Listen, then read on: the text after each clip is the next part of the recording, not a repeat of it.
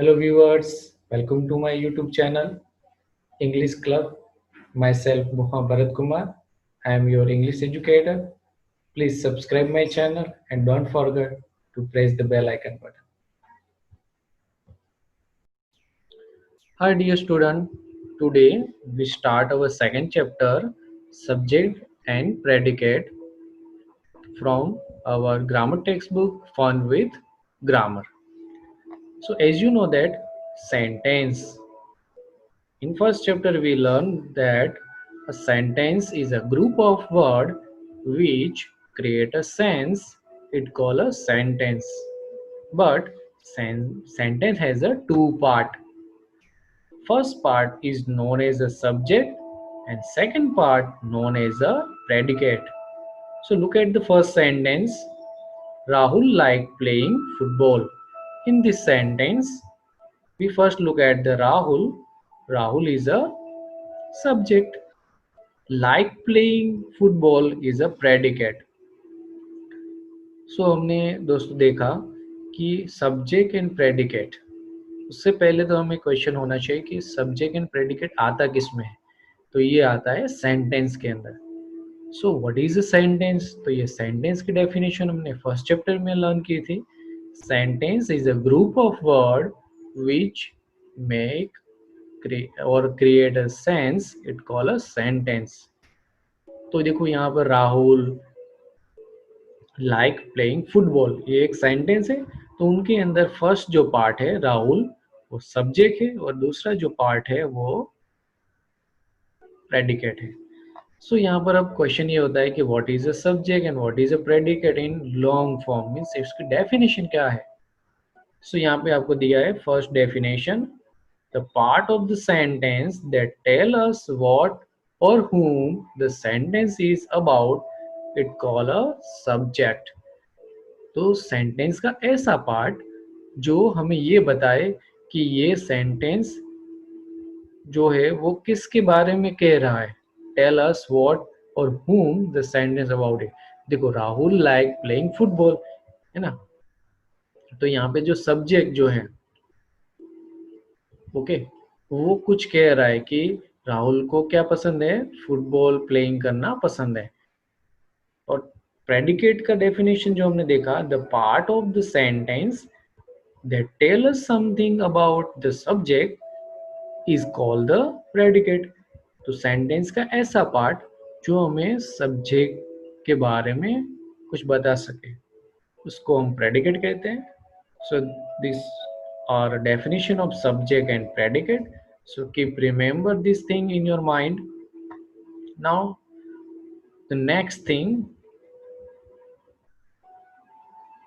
some we take extra example of subject and predicate. So look at the box please. The boy was chasing a cat. Boy जो है वो cat का पीछा कर रहा है. Second, Suraj is sleeping. सूरज सो रहा है. The toy car was running on the track. Toy car अपने ट्रैक पर रन कर रही है. ट्रैक मीन्स रास्ता. Then last sentence, helicopter flew over the sea. Helicopter समुंदर के ऊपर से गुजर रहा, फ्लाई कर रहा था. तो इस तरह से आपने देखा कि क्या सब्जेक्ट एक ही वर्ड का आता है. तो इसमें क्या पता चला आपको, मीन्स देखो कभी सूरज तो कि एक ही वर्ड आया, यहाँ पे द बॉय, यहाँ पे द हेलीकॉप्टर, दो वर्ड आए एंड लास्ट में यहाँ पे द टॉय कार. सो यहाँ पर ये कहने का मतलब है मीन्स सब्जेक्ट में है only not one word but it also come more than one word. उसका मतलब कि सब्जेक्ट जो है वो एक वर्ड का भी हो सकता है, दो वर्ड का भी हो सकता है, या तो तीन वर्ड का भी पॉसिबल है कि भी तीन वर्ड्स का भी सब्जेक्ट आए. तो सब्जेक्ट तीन वर्ड का भी हो सकता है. ऐसा नहीं कि ओनली राहुल आया तो ओनली एक ही वर्ड का है वो सब्जेक्ट बन जाता है. मीन्स सब्जेक्ट में है only one or more than one word. So वही देखना है. So in first exercise what the instruction is given, Circle the subject and underline the predicate in the following sentence. आपको क्या करना है, सब्जेक्ट जो है उनको सर्कल करना है एंड प्रेडिकेट को आप अंडरलाइन करोगे. So look at the first sentence. Bird is flying. In this sentence, bird is a subject. So you circle the bird and underline is flying. Second sentence, Ram is an intelligent student. In this sentence, Ram is a subject. So you circle the Ram and underline is an intelligent student. Now in third sentence, Mary walks. Mary is a subject. So you circle the subject. Okay, and underline walks in the park. In fourth sentence, teacher sing well. In this sentence, the teacher is subject, so you circle the subject, and sing well is a predicate, so you underline it. Now in fifth sentence, the children are reading book, so you circle the children and underline are reading book because it is a predicate. Now in sixth sentence, Ritu will come today. So Ritu is a subject. So we circle the Ritu and underline will come today.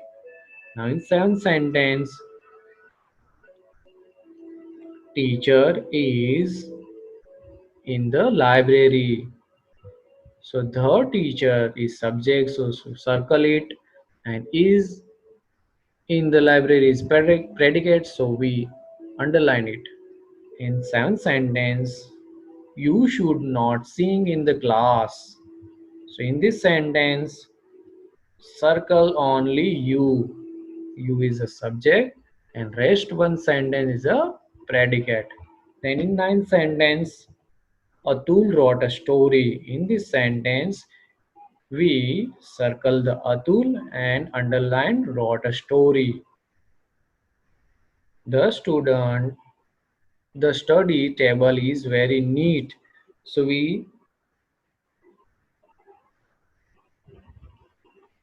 circle the study table. Circle किसको करोगे, study table को, and underline is very neat. So इसके answer देख लीजिए dear student.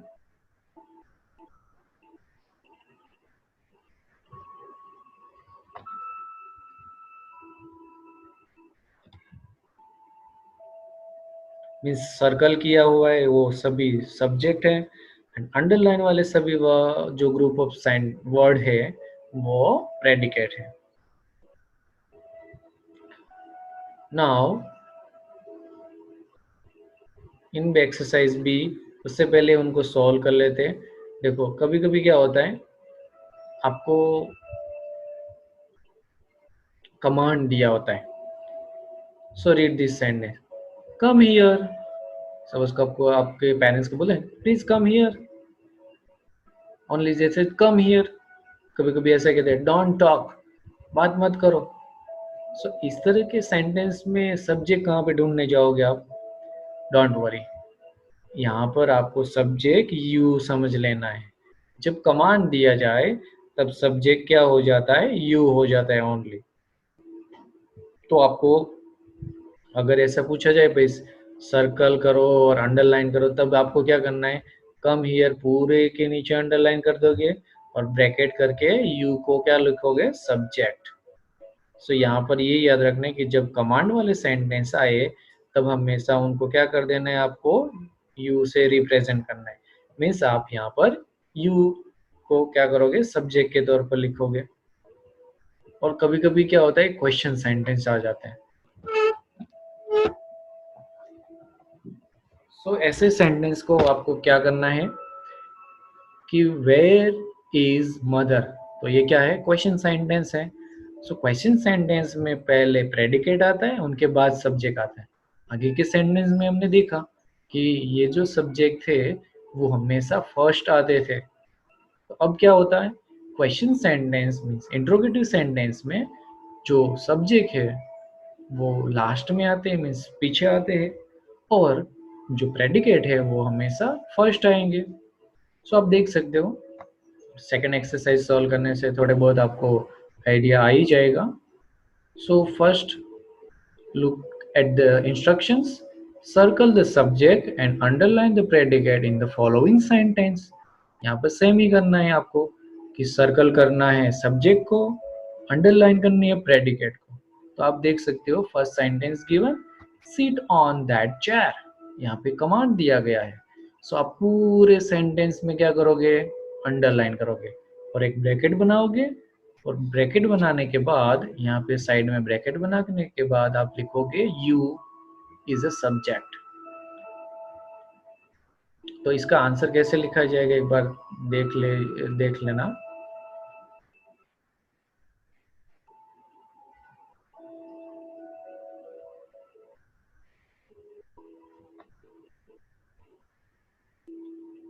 सो आप देख सकते हो, देखो फर्स्ट आंसर कैसे लिखा है नीचे की तरफ।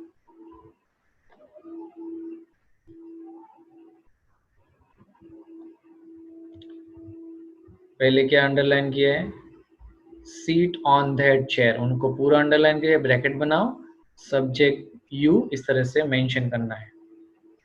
सेकंड सेंटेंस में आप देखोगे हाउ आर यू, तो इस तरह से जो सेंटेंस दिए हैं वो इंट्रोगेटिव सेंटेंस है, क्वेश्चन सेंटेंस है, इसलिए फर्स्ट अंडरलाइन करेंगे प्रेडिकेट के नीचे and circle the you.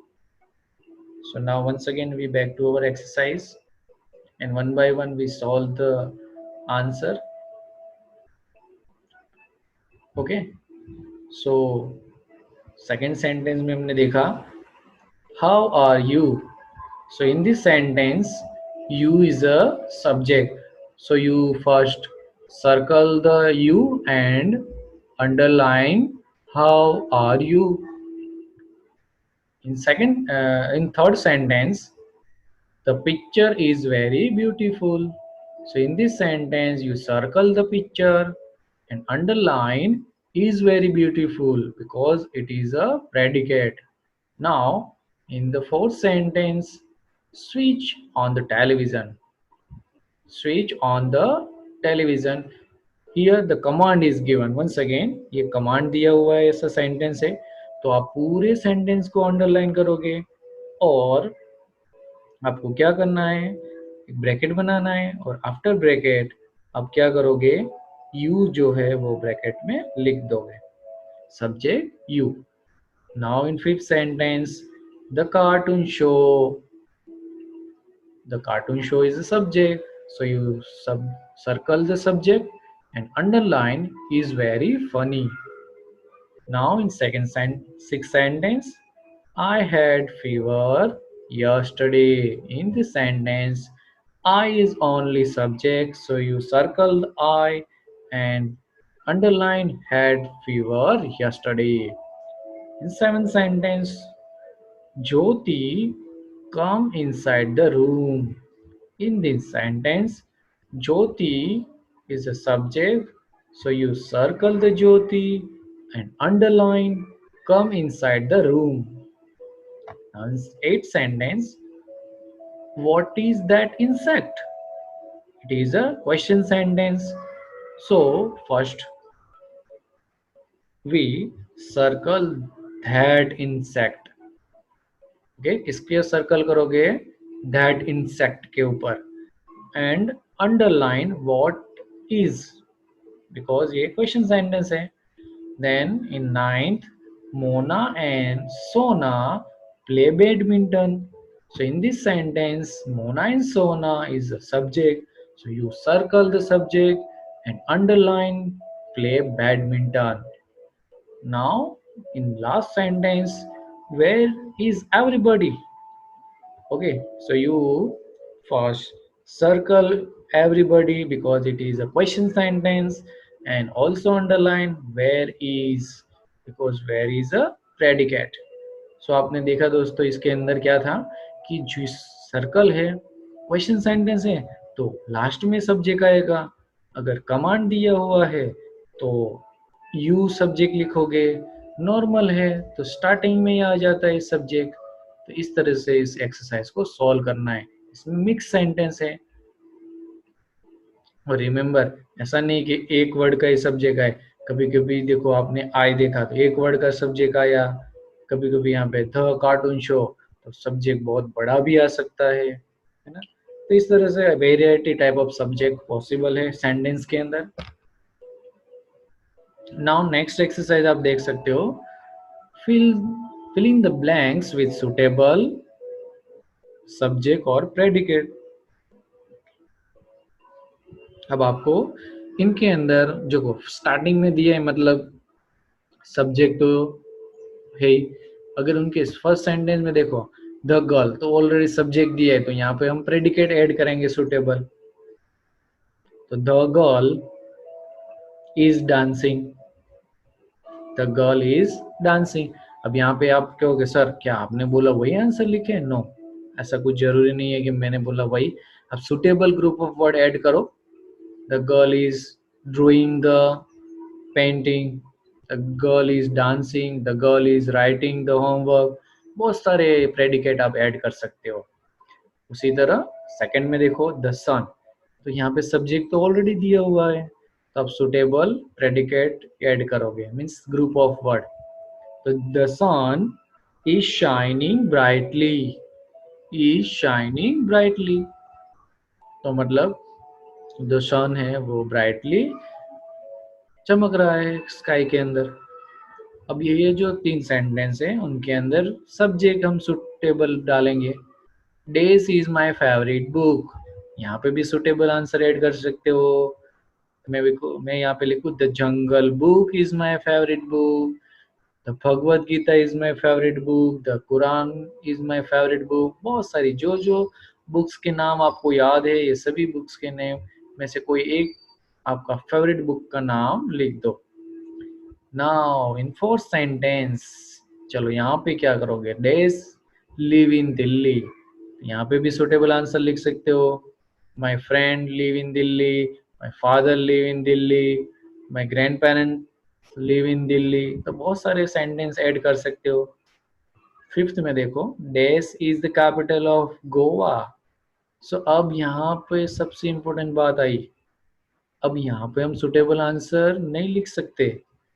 Panaji जो है ना, पणजी, पी कैपिटल होगा, PANAJI, Panji is the capital of Goa. So I am right here only Panji. Panji is the capital of Goa. So only मैं यहाँ पे पणजी लिखूंगा। Then last sixth sentence, the star. The star twinkle at night. अब यहाँ पर मैं suitable answer लिख सकता हूँ सिक्स के अंदर। फिफ्थ में मैंने क्यों नहीं लिखा, क्योंकि गोवा तो गोवा का जो कैपिटल है वो थोड़ी बदल सकता है, तो वो तो फिक्स रहेगा। तो कभी कभी सब्जेक्ट और प्रेडिकेट लिखते समय आप ये ध्यान रखिए कि कोई कोई जगह पे फिक्स चीज आती है, तो वहां पे फिक्स लिख सकते हैं। बाकी में आप अपने ऑन चॉइसेबल आंसर राइट कर सकते हो। Now in sentence, dash is a making table.